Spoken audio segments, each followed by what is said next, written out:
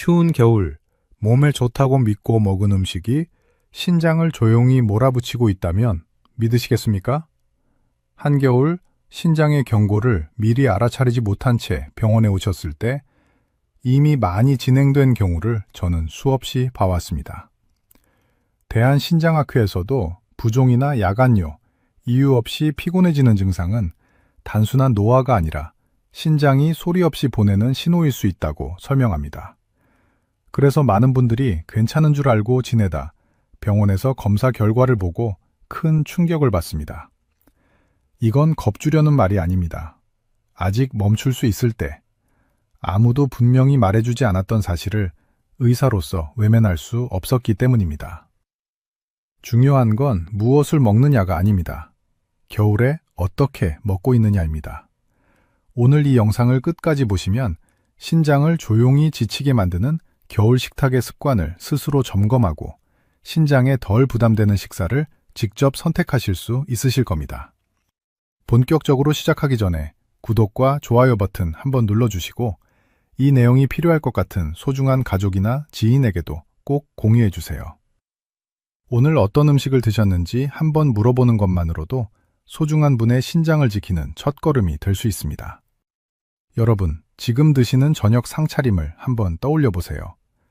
따뜻한 시금치 된장국에 우거지 무침, 콩나물 한 접시가 놓여 있지 않습니까? 건강하다고 생각했던 이 밥상이 겨울만 되면 당신의 신장에 무리를 줄 수 있습니다. 60대를 넘으면 신장의 거름망 역할을 하는 사구체, 여과 능력이 자연스럽게 떨어집니다. 젊을 때는 하루에 100리터가 넘던 혈액 정화량이 이제는 절반 수준으로 줄어듭니다. 마치 오래 쓴 정수기 필터처럼 걸러내는 속도가 느려지는 겁니다. 그런데 겨울이 되면 여기에 두 가지 문제가 더해집니다. 먼저 찬나시 때문에 물을 덜 마시게 됩니다. 여름에는 목이 말라 물병을 들었는데 겨울에는 화장실 가기 귀찮아서 의식적으로 물잔을 멀리합니다. 실제로 겨울철 수분 섭취량은 여름보다 30% 이상 줄어듭니다. 신장은 충분한 물이 있어야 노폐물을 제대로 걸러내는데 원료 자체가 부족한 겁니다. 그 다음 문제는 활동량입니다. 추우니 바깥 산책을 건너뛰고 집안에서 텔레비전만 보는 시간이 늘어납니다. 몸을 움직여야 혈액순환이 활발해지고 신장으로 가는 혈류량도 늘어나는데 겨울에는 그 기회가 줄어듭니다. 여기에 결정적인 변화가 하나 더 있습니다. 바로 식사 패턴입니다. 낮에는 간단히 국수나 빵으로 때우고 저녁이 되면 제대로 된 밥상을 차립니다. 따뜻한 국물에 채소 반찬 서너 가지를 넣고 천천히 먹습니다. 몸도 편하고 속도 편안하다고 느낍니다. 하지만 신장 입장에서는 하루 중 가장 쉬어야 할 밤 시간에 일거리가 몰리는 겁니다. 동의보감에서는 이미 수백 년 전에 이렇게 말했습니다. 저녁에 음식을 많이 먹으면 담과 습이 생겨 몸이 무거워진다고 말입니다. 현대의학으로 보면 이 담과 습이 바로 신장이 처리하지 못한 수분과 노폐물입니다. 젊을 때는 보약처럼 느껴졌던 저녁 채소 위주 식단이 60대 이후 겨울에는 신장에 부담이 될 수 있습니다. 다행히 이 문제는 오늘 저녁부터 바꿀 수 있습니다. 그런데 먼저 당신의 몸이 보내는 경고 신호를 알아차려야 합니다. 신장이 조용히 보내는 신호를 반드시 확인하셔야 합니다. 신장은 아프다고 말하지 않습니다. 간이나 위처럼 통증 신호를 보내지 않습니다. 미국 국립신장재단에서도 신장질환을 조용히 진행되는 질환이라고 설명합니다. 대신 아침 거울 앞에서 한밤중 화장실에서 물 한 잔 마실 때 조용히 신호를 보냅니다. 먼저 기억하셔야 하는 것은 바로 아침 부종입니다. 일어나서 거울을 보면 눈꺼풀이 퉁퉁 부어 있습니다. 양말을 벗으면 발목에 고무줄 자국이 한참 남아 있습니다. 손가락으로 정강이를 꾹 눌렀을 때 움푹 들어간 살이가 천천히 올라옵니다. 이런 증상이 여름보다 겨울에 더 심하다면 주목해야 합니다. 낮 동안 처리하지 못한 수분이 밤새 몸 곳곳에 고여 있다는 뜻입니다. 신장이 저녁에 먹은 곡물과 채소 속 수분을 감당하지 못한 겁니다. 두 번째 신호는 겨울철 야간뇨입니다. 밤에 화장실을 3-4번 가는 일이 반복됩니다. 한 번 깨면 다시 잠들기 어렵고 아침에는 개운하지 않습니다. 젊을 때는 밤새 한 번도 안 갔는데 요즘은 시계를 보면 새벽 2시, 4시, 6시에 규칙적으로 깹니다. 이건 단순한 노화가 아닙니다. 낮에 신장이 제대로 일하지 못해서 밤에 몰아서 처리하려는 신호입니다. 특히 저녁 식사로 국물을 많이 드셨다면 밤중에 신장이 과부하 상태로 돌아가는 겁니다. 마지막 신호는 입이 마르는 증상입니다. 물을 마셔도 목이 계속 마릅니다. 아침에 일어나면 입안이 바짝 말라 있고 혀가 텁텁합니다. 물을 한 컵 마셔도 10분 후면 또 목이 마릅니다. 이건 갈증이 아니라 신장이 수분 조절 능력을 잃어가는 신호일 수 있습니다. 몸속의 수분은 충분한데 제대로 분배하지 못하는 겁니다. 이 3가지 신호가 모두 나타난다면 지금 당장 드시는 음식을 점검해야 합니다. 특히 고혈압이나 당뇨가 있거나 최근 건강검진에서 신장 수치에 대해 들은 적이 있다면 더욱 주의해야 합니다. 신장은 조용하지만 정확하게 말합니다. 이 신호들을 무시하고 지나치다 겨울밤 갑작스러운 호흡곤란이나 심한 부종으로 응급실을 찾는 경우도 적지 않습니다. 하지만 걱정만 하고 있을 수는 없습니다. 지금부터는 약이나 검사가 아니라 우리 식탁부터 한번 돌아봐야 합니다. 매일 아무 생각 없이 먹던 반찬이 겨울엔 신장을 가장 먼저 지치게 할 수 있기 때문입니다. 겨울철 식탁에 자주 오르는 채소를 한번 알아보겠습니다. 사실 문제는 채소 자체가 아닙니다. 겨울에 반복되는 먹는 방식이 더 큰 위협이 됩니다. 지금부터 말씀드릴 5가지 채소는 모두 건강에 좋다고 알려진 것들입니다. 하지만 겨울철 저녁 식탁에서 특정 방식으로 먹으면 신장에 부담이 되는 것입니다. 먼저 우거지입니다. 된장국에 넣어 푹 끓이면 구수하고 속이 편합니다. 식이섬유가 풍부해서 변비에 좋다고 알려져 있습니다. 그런데 문제는 국물입니다. 우거지를 오래 끓이면 칼륨이 국물로 녹아 나옵니다. 이 국물을 저녁에 2-3그릇 마시면 신장은 밤새 칼륨을 걸러내느라 쉬지 못합니다. 게다가 된장에 나트륨까지 더해지면 부담은 2배가 됩니다. 우거지를 드시려면 국물은 한 숟가락만 맛보고 건더기 위주로 드세요. 그것도 점심에 드시는 게 낫습니다. 그 다음은 콩나물입니다. 해장국 재료로 유명하고 단백질과 비타민이 풍부합니다. 하지만 겨울에는 콩나물국을 저녁마다 끓여 먹는 습관이 생깁니다. 국물까지 다 마시고 이틀 연속 먹기도 합니다. 콩나물도 끓이면 칼륨이 물에 빠져나옵니다. 특히 뿌리까지 통째로 넣고 오래 끓인 국물은 칼륨 농도가 높습니다. 신장이 약한 분은 이 칼륨을 처리하느라 과부하가 걸립니다. 콩나물을 드실 때는 살짝 데쳐서 무침으로 만들고 국물 요리는 일주일에 1-2번으로 줄이셔야 합니다. 3번째는 묵은지입니다. 김치찌개에 넣으면 깊은 맛이 납니다. 발효식품이라 장 건강에 좋은 음식입니다. 하지만 묵은지는 절임 과정에서 소금이 많이 들어갑니다. 여기에 찌개로 끓이면 국물의 나트륨이 진하게 우러납니다. 또한 만든 찌개를 재가열하신다면 나트륨 농도는 더 진해집니다. 저녁에 이 국물을 밥에 말아 먹으면 하루 나트륨 권장량을 훌쩍 넘깁니다.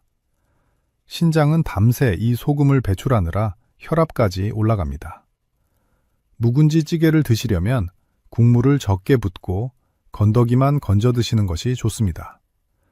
반드시 찌개 국물로 밥을 말아 먹는 습관은 피하셔야 합니다.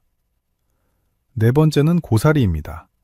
나물로 무치면 고소하고 명절 음식으로 빠지지 않습니다. 하지만 고사리는 불리고 삶고 다시 볶는 과정에서 간장과 소금이 많이 들어갑니다. 한번 만들면 냉장고에 넣어두고 며칠 동안 반복해서 먹습니다. 겨울엔 신장이 회복이 느린데 같은 반찬을 며칠씩 반복하면 회복할 틈이 없습니다. 고사리를 드실 때는 간을 평소보다 절반으로 줄이시고 며칠 반복적으로 드시지 않는 것이 좋습니다. 마지막은 시금치입니다. 철분이 풍부해서 빈혈에 좋다고 알려져 있습니다. 된장국이나 나물로 자주 먹습니다. 하지만 시금치는 다른 채소보다 칼륨 함량이 높습니다. 특히 국으로 끓이면 칼륨이 고스란히 국물에 녹습니다. 저녁에 시금치 된장국 한 그릇을 다 드시면 신장이 감당하기 어려운 양입니다. 시금치는 살짝 데쳐 물을 꼭 짜낸 뒤 나물로 무쳐 드세요. 국으로 끓였다면 국물은 맛만 보고 건더기만 드시는 것이 좋습니다. 이 5가지 채소 모두 영양가 있는 식재료입니다. 문제는 겨울철 저녁에 국물과 함께 반복해서 먹는 방식입니다. 그렇다면 어떻게 먹어야 할까요? 이제부터는 이 좋은 재료를 버리는 게 아니라 드시는 방법을 바꾸셔야 합니다. 같은 우거지라도 어떻게 준비하고 언제 먹느냐에 따라 신장에 주는 부담이 완전히 달라집니다. 지금부터 3가지 원칙을 알려드리겠습니다. 먼저 채소는 한번 끓인 물을 버리고 드세요. 시금치를 예로 들어보겠습니다. 시금치를 씻어서 바로 된장국에 넣지 마세요. 냄비에 물을 끓여 시금치를 넣고 1분 정도 익힌 뒤 그 물은 싱크대에 버리세요. 이 과정에서 칼륨과 수용성 성분이 물에 녹아나갑니다. 그리고 새 물에 다시 넣어 국을 끓이거나 나물로 무치세요. 이 한 번의 과정만으로도 신장이 처리해야 할 부담이 절반 이하로 줄어듭니다. 콩나물도 마찬가지입니다. 끓는 물에 3분 정도 익힌 뒤 물을 버리고 무침으로 만드세요. 처음 끓인 물은 이미 역할을 끝냈습니다. 그 물까지 드시면 안 됩니다. 그 다음 원칙은 국물을 드시는 방법입니다.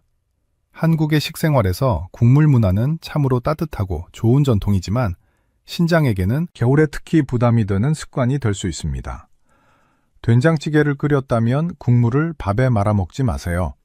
숟가락으로 한두 번 맛만 보고 건더기 위주로 드세요. 두부 한 모, 애호박 몇 점, 양파 조각을 건져 먹는 겁니다.